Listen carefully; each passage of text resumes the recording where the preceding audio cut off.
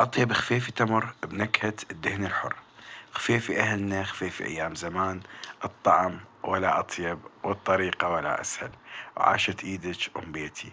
تعالوا نسويها سوية، بس شوفوا لي إياها شلون رقيقة ورائعة. أول شي راح نعتمد على كوب واحد بجميع القياسات. هذا الكوب قياس كبير. أخذنا 3 كوب من الطحين، ضفنا عليه ملعقة صغيرة من البيكنج باودر، نص ملعقة صغيرة من الملح، وكوب من الحليب مضاف إلى ملعقة صغيرة من الخميرة، وملعقة طعام من السكر. نتركه على جنب يتخمر. نخلط المواد.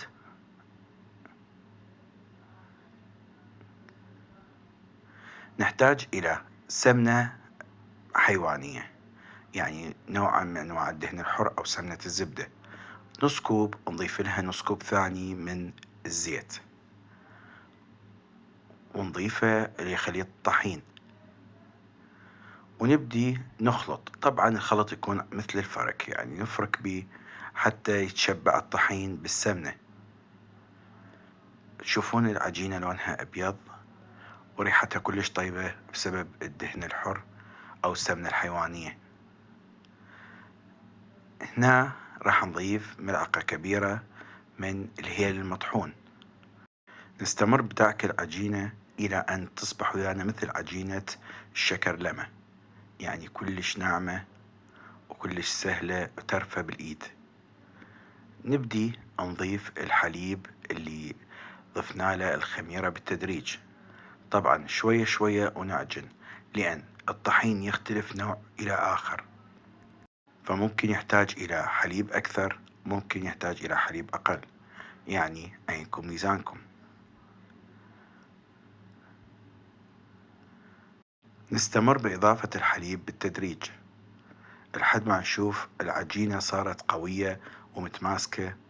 هنا نعرف إنه كمية الحليب تكفي، أو إذا شفناها بعدها قاسية نضيف لها شوية حليب لحد ما تصير ويانا طرية وبنفس الوقت متماسكة. شوفوا هذا الملمس مال العجينة والشكل والقوام، هو الشكل المثالي والقوام المثالي.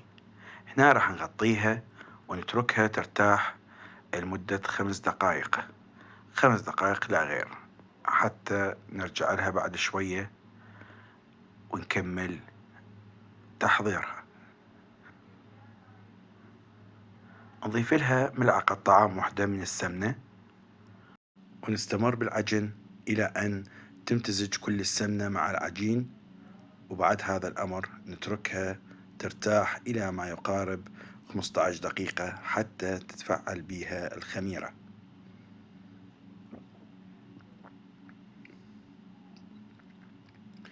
بهذا الوقت راح نحضر الحشوة، اللي هي نص كيلو من عجوة التمر أو التمر المهروس منزوع النوى. نضيف له ملعقة طعام من الهيل وملعقة مال كوب من السمنة حتى نعزز من نكهة السمنة الحيوانية أو نكهة الدهن الحر داخل الخفيفي.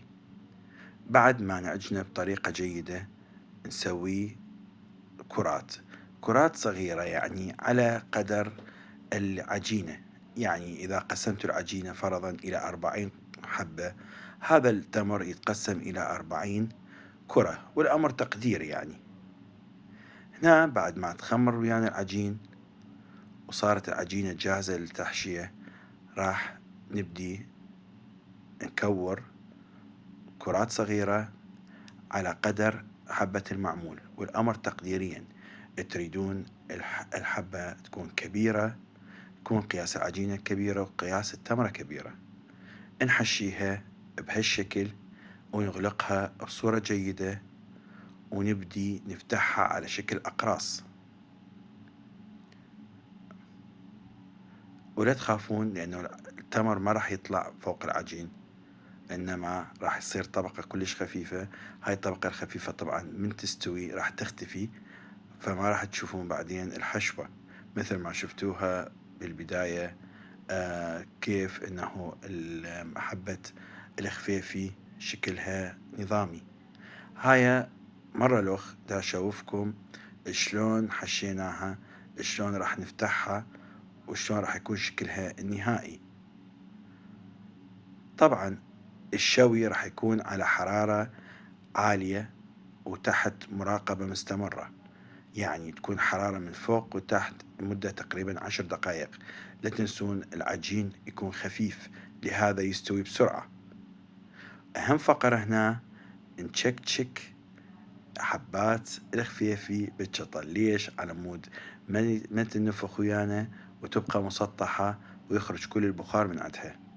ولابد أنه ندهن الوجه بشوية بيض مخلوط مع هيل أو فانيلا، والأمر اختياري لكم.